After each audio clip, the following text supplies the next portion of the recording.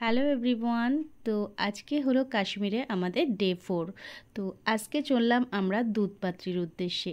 তো পুরো ভিডিওটা তোমাদের সাথে আজকে শেয়ার করব, তার জন্য অবশ্যই আমার পুরো ভিডিওটা দেখতে থাকো। আর হ্যাঁ, ভিডিওটা ভালো লাগলে অবশ্যই লাইক কমেন্ট করো, চ্যানেলটিকে সাবস্ক্রাইব করো। তো চলো পুরো দুধপাত্রির জার্নিটা তোমাদের সাথে শেয়ার করা যাক। তো দেখো এখান থেকে আমাদের যে রাস্তাটা, তার অসাধারণ একটা সিনারি। আর দেখো আমরা যাচ্ছি, তোমরা দেখে বুঝতেই পারছো যে প্রচণ্ড মেঘলা ওয়েদার। আর পাহাড়ি এলাকায় কিন্তু যখন তখনই বৃষ্টি নামে। তো যখন বৃষ্টি নামছে তো নামছে, হঠাৎ আবার রৌদ্র হয়ে যাচ্ছে। আর যেদিন আমরা দুধপাত্রি গিয়েছিলাম সেদিন কিন্তু আমরা স্নোফলও পেয়েছিলাম। তো বৃষ্টি যেমন নিচের দিকে হচ্ছিল, তেমনই কিন্তু উপরে যত উঠেছি আমরা, প্রচণ্ড ঠান্ডা আর বৃষ্টির সাথে সাথে স্নোফলও হয়েছিল। সেটা তোমরা পুরো ভিডিওটা দেখলেই দেখতে পাবে। আমরা দুধপাত্রিতে এসেছিলাম 19শে এপ্রিল।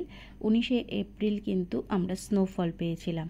তেমনই কিন্তু নিচে যেটা রামবানের রাস্তা, সেদিন কিন্তু ওখানে ধস নেমেছিল প্রচণ্ড বৃষ্টির কারণে। তো আমরা তখনও জানতাম না যে নিচে এতটাই খারাপ অবস্থা। তো আর উপরে তো আমরা প্রচণ্ড স্নোফলে মজা করেছি, তোমরা সেটা দেখতেই পাবে। আর হ্যাঁ, ভিডিওটা ইউটিউবের জন্য আলাদা ভার্সানে করা হয়, আর নর্মালি ফেসবুকে বা ইনস্টাতে পোস্ট করার জন্য আলাদা সাইজে করা হয়। তো সেই কারণে কিছু কিছু মানে ভিডিও কিন্তু স্কিপ হয়ে যায়। তো এর জন্য কিন্তু তোমরা আমার ফেসবুক পেজটা আর ইনস্টা পেজটা ফলো করে রাখতে পারো। তো আমি লিঙ্কটা ডেসক্রিপশান বক্সে দিয়ে দেব। তো সেখানে গিয়ে কিন্তু আমার ফেসবুক পেজটা আর ইনস্টা পেজটা তোমরা ফলো করে দিতে পারো। ওখানেও আমি জয়া দাস সান্যাল বলেই আছি। আর হ্যাঁ, তোমাদের আরেকটা কথা বলে রাখি, কাশ্মীরে যাওয়ার আগে আমার কিন্তু মনে নানান রকম চিন্তা আসছিল যে এতটা হাইটে উঠবো, একটু হাইট প্যানিক হয় আমার। তো সেটা আমার খুব ভয় লাগছিল, কিন্তু বিশ্বাস করো কাশ্মীরে আসার পর এখানে এত এত হাইটে উঠেছি, কিন্তু কোনো রকম সেরকম অসুবিধা হয়নি। তো তোমাদের কি অসুবিধা হয় না হয়, বা কাশ্মীরে যারা গিয়েছো তাদের কোনো রকম হাইট প্রবলেম হয়েছে কিনা সেটা অবশ্যই জানিও কমেন্ট করে। এখানে কিন্তু অক্সিজেনের লেভেলটা একেবারেই ঠিকঠাক থাকে, কারণ তুমি যতই হাইটে ওঠো না কেন, গাছপালার পরিমাণ কিন্তু এখানে প্রচণ্ড বেশি। দেখো কথা বলতে বলতে আমরা কিন্তু আমাদের গন্তব্যে চলে এসেছি, আর এখান পর্যন্তই আমাদের গাড়ি কিন্তু যাবে। এরপর আমাদের এখানে এসে ঘোড়া করতে হয়েছিল। আর হ্যাঁ, ঘোড়ার কিন্তু ভাড়া অনেকটাই চাইবে, তোমাদের অবশ্যই দরদাম করে নিতে হবে। আমাদের কিন্তু 2500 টাকা করে বলেছিল, কিন্তু আমরা দরদাম করে 1500 টাকা করেছিলাম। তো আমরা ছিলাম 5 জন। তো সেইভাবে আমরা দরদাম করে নিয়েছিলাম। তো এই জায়গাটায় অবশ্যই একটু দরদাম করো। আর এখানে এসেই কিছুক্ষণের মধ্যে শুরু হয়ে গেল স্নোফল। তার আগে কিন্তু বৃষ্টি হচ্ছিল, হতে হতে শুরু হয়ে গেছিলো স্নোফল। আর কাশ্মীরে এসেছি, স্নোফল দেখতে পেয়েছি, এটা মানে আমার ভীষণ ভাগ্যের ব্যাপার মনে হচ্ছিল। আর ভীষণ আনন্দিত ছিলাম আমরা। তো সবাই খুব নাচানাচি শুরু করে দিয়েছিল স্নোফল হচ্ছিল যখন। তো তারপর একটু কম হওয়ার পর আমরা ঘোড়ায় করে চললাম দুধপাত্রির উদ্দেশ্যে।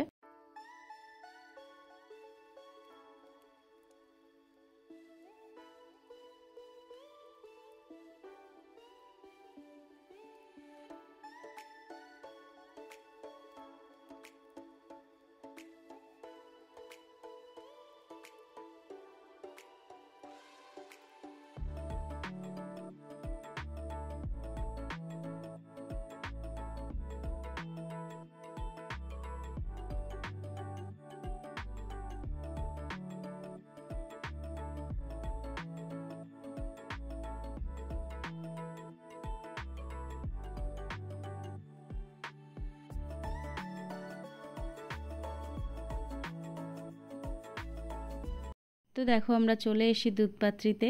আর প্রথমবার যেহেতু ঘোড়ায় উঠেছি, একটু ভয় করছিল, তো তারপরেও বেশ ভালোই অভিজ্ঞতা হলো। আর দেখো এখানে মেঘলা ওয়েদার থাকার কারণে কিন্তু ছবিটা একটু ঘোলাটে আসছে। আর একটু পরেই কিন্তু স্নোফল শুরু হয়ে যাবে, সেই ভিডিওটাও তোমাদের সাথে শেয়ার করে দিচ্ছি। আর হ্যাঁ, দুধপাত্রির এই যে নদীটা দেখছো, এই জলটা কিন্তু একেবারেই সাদা লাগে, যেহেতু একটু মেঘলা ওয়েদার ছিল সেই জন্য একটু ঘোলাটে আসছে। আর এখানে দেখো অলরেডি আবারও স্নোফল শুরু হয়ে গেছে, প্রায় আধা ঘন্টা ধরে কিন্তু স্নোফল হয়েছিল। তো আমরা খুব এনজয় করেছি। আর এনজয় করার পর শুরু হয়ে গেছিলো সবার কাঁপুনি, কারণ প্রচণ্ড ঠান্ডা লাগছিল। তো আমরা তাড়াতাড়ি করে একটা শেডের তলায় গিয়ে দাঁড়াই, সেখানে গিয়ে একটু কফি কাওয়া এসব খেয়ে নিয়েছিলাম। তারপরেও ঠান্ডা মানাচ্ছিল না।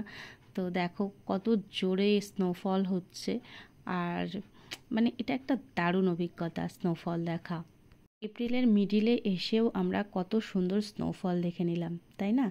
তো যাই হোক, ভিডিওটা ভালো লাগলে অবশ্যই লাইক কমেন্ট করো, চ্যানেলটাকে সাবস্ক্রাইব করো। তো আজকের মতো টাটা, আবারও নেক্সট পার্ট আসতে চলেছে। তো তার জন্য কী করতে হবে, চ্যানেলটাকে তাড়াতাড়ি করে সাবস্ক্রাইব করে রাখতে হবে। এখানে তোমাদের আরও একটা অভিজ্ঞতার কথা শেয়ার করে রাখি, কাশ্মীরের মানুষজন কতটা ভালো। যে দেখো, এই যে ভাইয়ের দোকানটা তোমাদেরকে দেখাচ্ছি, এনার এখানে এসে আমরা চাপাটি আর সরষে শাকের তরকারি নিয়েছিলাম। তো আমরা আন্দাজও করতে পারিনি ওই ডিশটার অতটা দাম হবে। তো আমাদের কাছে অতটা টাকা ছিল না, তো আমাদের কাছে যাই ছিল ওনারা কিন্তু সেইটুকুই নিয়ে নিয়েছিল। হ্যাঁ, আরও একটা কথা বলে রাখি, দুধপাত্রিতে যখন আমাদের প্রচণ্ড ঠান্ডা লাগছিল, ঘোড়া ভাইয়েরা কিন্তু আমাদের কাওয়াও খাইয়েছিল।